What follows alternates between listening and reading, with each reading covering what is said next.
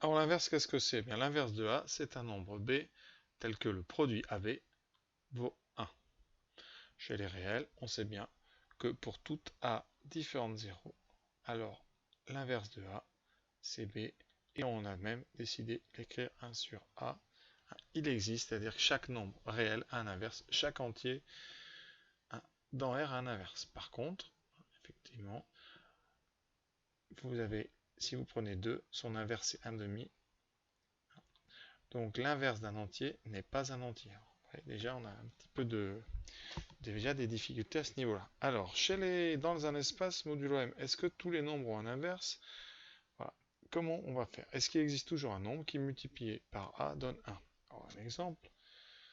Par exemple, si vous prenez 7 modulo 5, peut-on trouver un nombre tel que 7 fois ce nombre vaut 1 modulo 5?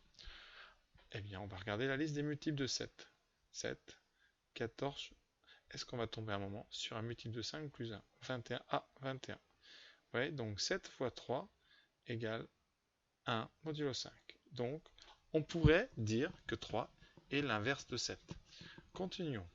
28, 35, 42, 49, 56. Et on en a un deuxième, c'est 8 fois 7. C'est-à-dire que 7 fois 3 est égal à 1, mais on a aussi 7 fois 8 est égal à 1.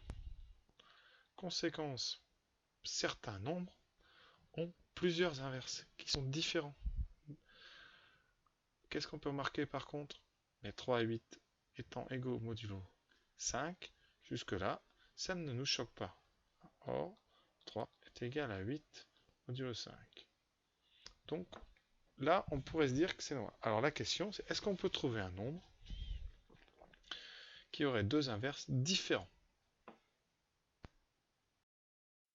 Et une autre question qu'on peut se poser, c'est est-ce qu'on peut toujours trouver au minimum un inverse? Alors je ne répondrai pas aux deux questions parce que c'est un petit peu au-dessus de nos moyens pour l'instant.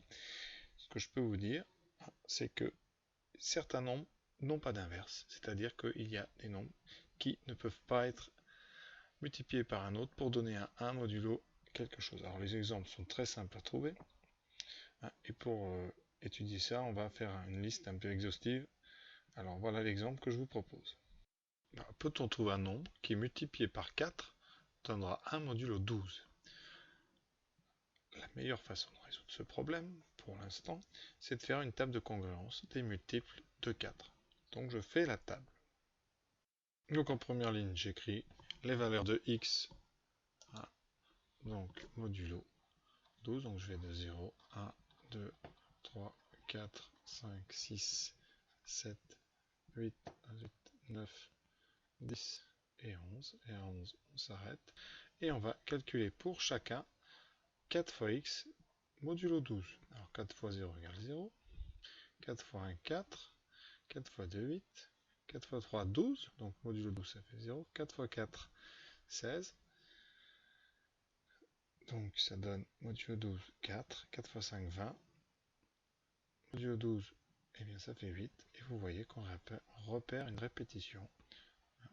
On va utiliser. Voilà.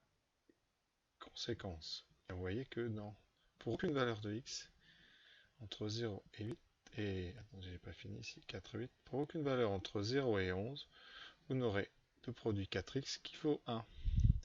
On sait tout à fait par compatibilité que la table finalement va se répéter à l'infini. Conséquence, 4x ne vaut jamais 1 modulo 12. Voilà un cas où on dit que le 4 n'a pas d'inverse modulo 12. Alors, autre exemple, on va prendre 5x modulo 12. Est-ce que 5x peut être égal à 1 modulo 12? Eh bien, on va remplir le tableau. Alors, cette fois-ci, je calcule 5x. 5 fois 0, 0. 5. Et on est toujours modulo 12. 10. 3 fois 5, 15. Ça donne 3. 5 fois 4, 20. Ça donne 8. 5 fois 5, 25. Modulo 12, c'est 1. 5 fois 6, 30. Modulo 12 va être à 24. Donc c'est 6. 5x Donc 5 fois 7, 35, modulo 12, on est à moins 1.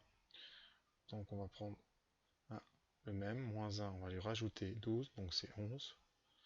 5 fois 8, 40. 40 modulo, donc 12, ça fait 4. Et 5 fois 9, 45, modulo 12, moins 3. Donc vous êtes à 9. 5 fois 10, 50, modulo 12, vous êtes près de 48, c'est 2. Et 5 fois 11 qui fait 55. 55, vous êtes tout près de 48, c'est donc 7. On remarque quoi? Eh bien, il y a une case et une seule, mais il y en a une cette fois-ci. Et c'est pour 5. Ça veut dire que 5 fois 5 vaut 1. Donc 5 est son propre inverse. On appelle ça un inverse. Vous voyez. Qu'est-ce qu'on peut remarquer aussi d'intéressant? Vous avez par exemple plusieurs nombres ici, tels que 5x égale x. Donc, si on doit résoudre 5x égale x, modulo 12, ben, si vous mettez x de l'autre côté, vous aurez 4x égale 0 modulo 12, et vous avez plusieurs solutions. Vous avez ici 0, vous aurez 3, vous aurez 6, et vous aurez 9. Donc vous voyez, chaque équation va être beaucoup plus spécifique qu'avant, et il faudra un petit peu oublier vos vieux réflexes. Voilà, certains nombres, vous voyez, ont des inverses, certains n'en ont pas, donc c'est pour ça que cette définition-là, on ne s'en servira pas. Alors elle est donnée dans quelques sujets. Je vous invite à voir le sujet sur le théorème de Wilson, où on parle d'inverse. Mais voilà, c'est tout ce que je vous dirais sur l'inverse, mais voilà encore une particularité.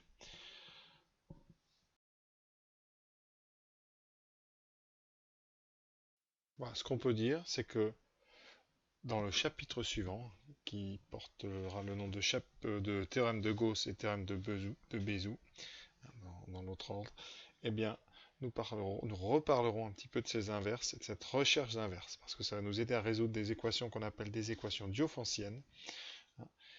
Et donc la question aura vraiment une importance capitale, notamment dans ce qu'on appelle les chiffrements et dans les décodages des chiffrements de Hill, un mathématicien. Voilà. Donc je vous donne rendez-vous dans le chapitre d'après pour approfondir cette notion d'inverse. Voilà, alors il reste une petite remarque que je voulais faire.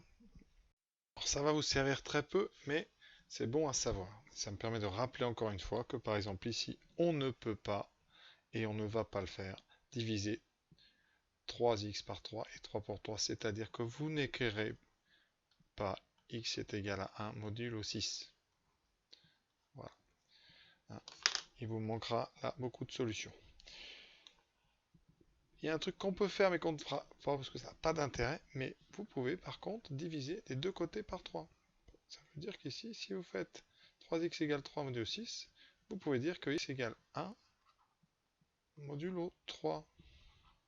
La preuve, c'est que 3x égale 3 modulo 6, ça veut dire que 3x, donc il existe un nombre k appartenant à cette tête que 3x s'écrit 3 plus 6k. Et ça, c'est une égalité chez les réels, enfin chez les naturels. On peut la diviser par 3. Elle reste, ça équivaut à dire que x est égal à 1 plus 3k. Voilà. Et ça, c'est la définition. X moins 1 est un multiple de 3, donc x est congru à 1 modulo 3.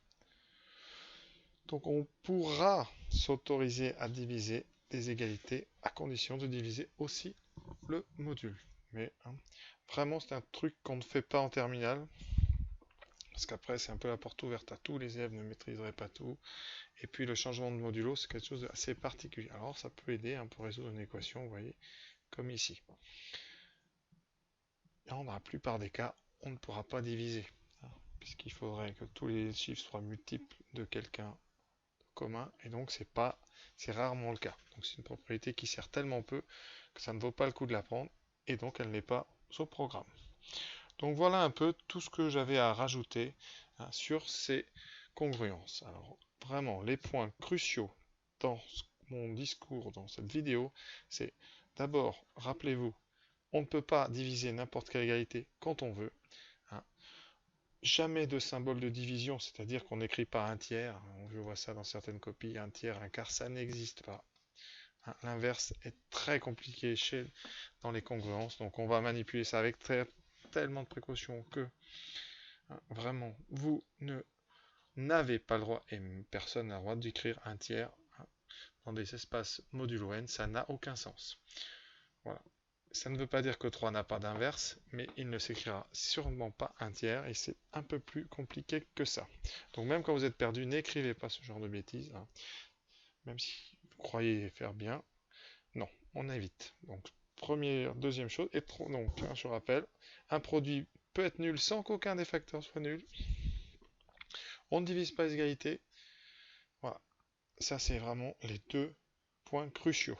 Alors pour résoudre les égalités, hein, donc là c'est important de savoir faire. Je vous invite à voir la vidéo, une des vidéos suivantes. Je ne sais pas si c'est la suivante que je ferai, mais une vidéo où je traiterai sur de la résolution des équations en modulo, les différentes méthodes, soit des tables de reste, soit en utilisant il existe au cas appartenant à Z, vous voyez, ce genre de choses. Voilà.